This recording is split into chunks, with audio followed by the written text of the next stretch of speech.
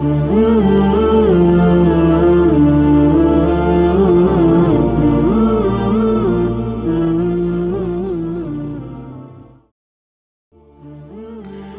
صاحب، wash room میں بیٹھ کر موبائل پر گیم کھیلنا کیسا ہے؟ مجھے قبض کی شکایت ہے، کافی دیر تک بیت الخلاء میں بیٹھنا پڑتا ہے، اس لیے موبائل فون پر گیم کھیلتا رہتا ہوں۔ واٹس ایپ نہیں کھولتا، نہ ہی فیس بک استعمال کرتا ہوں، اس لیے کہ اس میں قرآن کریم کی آیات لکھی آتی ہیں، حدیثیں لکھی ہوتی ہیں، تو موبائل فون پر گیم کھیلنا واش روم میں بیٹھ کر کیسا ہے؟ دیکھیں، ہمارا دین بڑا خوبصورت ہے، اور اللہ جل جلالہ نے آپ صلی اللہ علیہ وسلم کی طرز عمل اور سیرت مبارکہ کی روشنی میں ہمیں زندگی کی چھوٹی چھوٹی جو چیزیں ہیں ان کے بھی بڑے خوبصورت آداب ہمیں سکھائے ہیں اور سمجھائے ہیں۔ اسی طرح جو بیت الخلاء استعمال کرنا ہے، قضاء حاجت ہے، اس کے لیے بھی آپ صلی اللہ علیہ وسلم کی زندگی اور آپ صلی اللہ علیہ وسلم کی سیرت میں بڑے خوبصورت انداز اور آداب ملتے ہیں۔ بلکہ یہاں میں ایک حدیث مجھے یاد آ رہی ہے، میں اس کا حوالہ آپ کے سامنے پیش کرتا ہوں، حدیث آپ کے سامنے ذکر کرتا ہوں۔ وہ حضرت سلمان فارسی رضی اللہ تعالیٰ عنہ کو مشرکین نے آپ صلی اللہ علیہ وسلم کے بارے میں طنز کرتے ہوئے اور آپ صلی اللہ علیہ وسلم کا گویا مذاق اڑاتے ہوئے حضرت سلمان فارسی رضی اللہ تعالیٰ عنہ سے کہا کہ آپ کا دین کیسا ہے اور آپ کے نبی کیسے ہیں کہ وہ آپ کو پیشاب اور پخانہ کرنے اور قضاء حاجت کرنے جیسی چیزوں کے بھی آداب سکھاتے اور سمجھاتے ہیں، تو اتنی چھوٹی چھوٹی چیزوں کے بھی آپ کو آداب اور طریقے بتاتے ہیں، تو یہ آپ کے نبی کیسے ہوئے؟ تو حضرت سلمان فارسی رضی اللہ تعالیٰ عنہ احساس کمتری کا شکار ہو کر تعویلیں کرنے نہیں لگے، جیسا کہ ہمارے جو کم عقلی کی وجہ سے ہم بسا اوقات اگر اس طرح کی کوئی بات آ جائے تو ہم پھر تعویلیں کرنے لگ جاتے ہیں کہ دراصل یوں تھا، دراصل بات یہ ہے، چونکہ یوں تھا، چونکہ ایسا تھا، چنانچہ یوں ہوا اور ایکچولی یوں ہوا اور لاجک یہ ہے۔ حضرت سلمان فارسی رضی اللہ تعالیٰ عنہ نے کوئی لگی لپٹی بات نہیں کی، بلکہ انہوں نے فخر کرتے ہوئے کہا کہ ہاں بھائی، یہ تو کمال کی بات ہے کہ ہمارے نبی ہمیں زندگی گزارنے کی اتنی چھوٹی چھوٹی باتیں بھی بالکل واضح طور پر سکھاتے ہیں، سمجھاتے ہیں، بتاتے ہیں۔ تو آپ صلی اللہ علیہ وسلم نے اپنے طرز عمل سے قضاء حاجت کے لیے اور بیت الخلاء استعمال کرنے کے لیے بھی ہمیں آداب سکھائے ہیں اور ہمیں بتایا ہے کہ یہ جو حاجت ہے ہم نے اس کو کس طرح پورا کرنا ہے۔ تو حدیث میں آتا ہے کہ جب آپ صلی اللہ علیہ وسلم قضاء حاجت کے لیے تشریف لے جاتے تھے تو ایک دعا فرماتے تھے، ایک دعا آپ صلی اللہ علیہ وسلم کی مسنون منقول ہے، جس میں آپ صلی اللہ علیہ وسلم فرماتے تھے کہ اللہم انی اعوذ بک من الخبث والخبائث، کہ اللہ میں خبیث جنوں اور جنیوں سے، یعنی خبث جن ہیں اور خبائث جنیاں، یعنی جنوں کی مؤنث، تو آپ صلی اللہ علیہ وسلم فرماتے تھے کہ اللہ میں خبیث جنوں اور جنیوں سے تیری پناہ چاہتا ہوں، تیری پناہ میں آنا چاہتا ہوں۔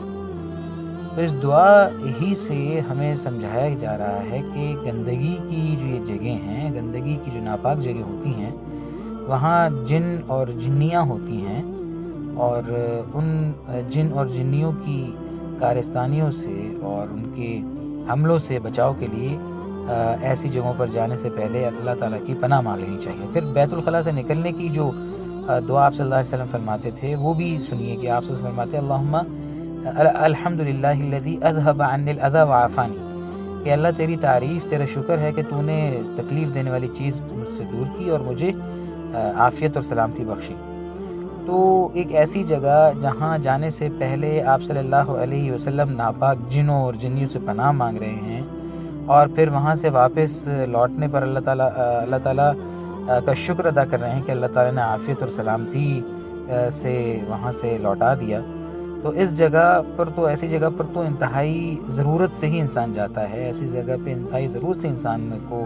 جانا چاہیے۔ یہ کوئی تفریحی مقام نہیں ہے، یہ کوئی کھیل کی جگہ نہیں ہے، ضرورت سے انسان جائے اور جیسے ہی ضرورت ختم ہو وہاں سے فوراً باہر نکل آئے، وہاں سے دور ہو جائے، ورنہ انسان ان ناپاک جنوں اور جنیوں کی جو ہے وہ کارستانیوں کا اور ان کے حملوں کا شکار ہو سکتا ہے. پھر انسان کسی پریشانی میں پڑے تو ہو سکتا ہے خدا نخواستہ کہ ان جنوں اور جنیوں کی بھی اثرات ہوں جن سے اس نے پناہ مانگی ہو. تو وہ بیت الخلاء کوئی تفریحی مقام نہیں ہے کہ وہاں بیٹھ کر آپ تفریح کریں. اور پھر دیکھیں نا کتنی بڑی بدذوقی کی بات ہے کہ ایک گند کی جگہ ہے اور وہاں بدبو اٹھ رہی ہو، پیشاب پخانے کی گندگی ہو، اور وہاں انسان بیٹھ کر بغیر کسی پریشانی کے اور اطمینان سے بیٹھ کر تفریح کے کام کر رہا ہے. تو یہی کہا جائے گا کہ یہ تو بڑی بدذوقی ہے. مزاج میں جو ہے وہ گندگی ہے کہ وہ گندی جگہ کا گندا ہونا اور اس کی بدبو انسان کو محسوس نہ ہو، اور انسان ایسے مقام پر بیٹھ کے اطمینان بخش تفریحی چیزوں میں لگا رہے. تو یہ بڑی بدذوقی کی بھی علامت ہے. پھر جب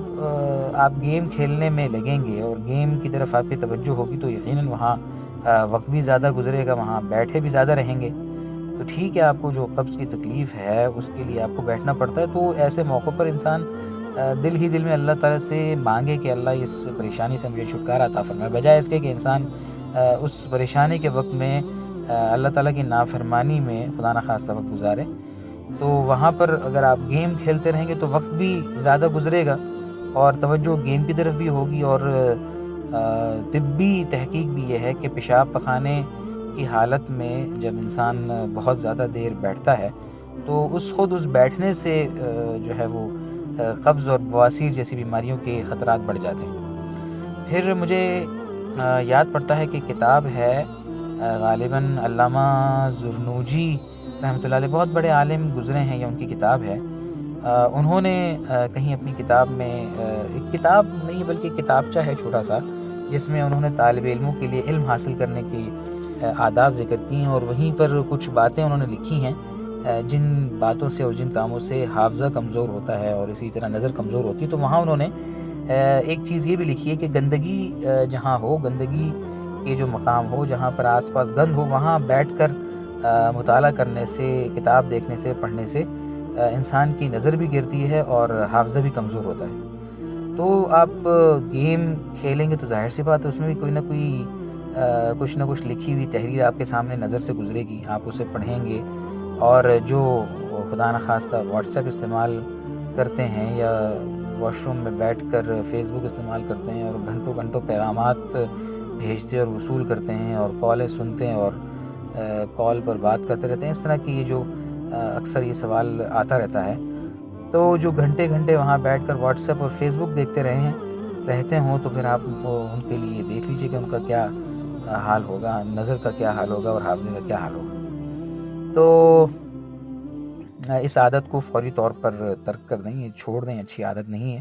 اس کے بڑے بڑے نقصانات ہیں، طبی نقصانات بھی ہیں، روحانی نقصانات بھی ہیں، جسمانی نقصانات بھی ہیں. اور پھر جب آپ صلی اللہ علیہ وسلم نے فرما دیا کہ یہ جگہیں شیاطین جن اور جنات کی ہیں تو ایسی جگہ انسان ضرورت کی وجہ سے، ضرورت کے موقع پر ہی جائے اور ضرورت پوری ہوتے ہی وہاں سے فوراً باہر آ جائے. اور بلکہ اگر جو گھر میں ہمارے عام طور پر جو کمروں میں اٹیچ باتھ روم ہوتے ہیں